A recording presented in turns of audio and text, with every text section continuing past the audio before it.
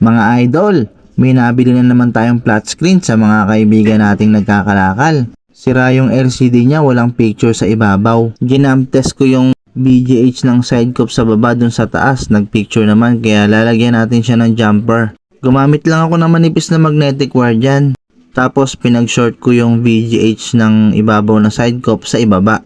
Kaya kasi walang picture sa taas, walang supply ng VGH. So ayun, okay na. Gagawin ko naman yung tatlong dot na white na yan. Tapos yung mga madidilim na part. Kaya eto, to the backlash tayo ng LCD. Yung mga white spots, yan yun, yung mga natanggal na parang bitones. Ang tawag dyan diffuser, para hindi tumagos yung liwanag sa LCD.